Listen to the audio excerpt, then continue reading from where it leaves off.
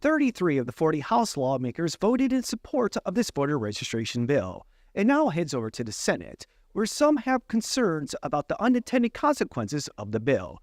Those views are also shared by the House lawmakers who voted against it.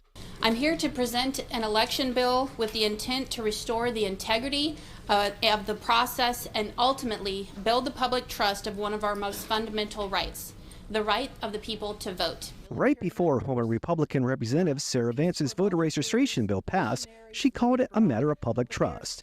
The bill will remove names from voter rolls if people who have not voted in 2 years or did not live in Alaska end up not responding to a division election notice after 45 days. So an inactive voter is still on the master register with the Division of Elections. They simply have to vote to be back in active status.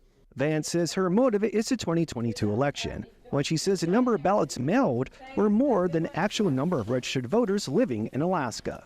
The voter rolls have been said to be anywhere from 106 to 121%. I've heard different numbers.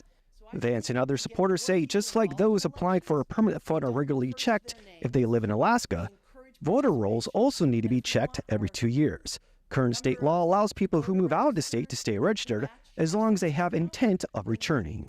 That is there, frankly. It's 106%, and it's unquestioned. It's a fact.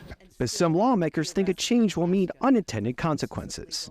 These are sort of the sheepish voter. You put the slightest obstacle and they're going to get even more disinterested. As the bill heads to the Senate, some senators say a Senate bill will address those concerns. And we have a bill in the Senate that includes similar provisions. Her bill has the voter registration list looked at every 2 years. Our bill has it looked at every 4 years. So there's some concern that doing it every 2 years is going to knock off people who don't vote in non-presidential elections. Representative Vance's bill would also require the Division of Elections to do regular updates of the master register. Reporting from Juneau, Steve Kirch, Alaska's news source.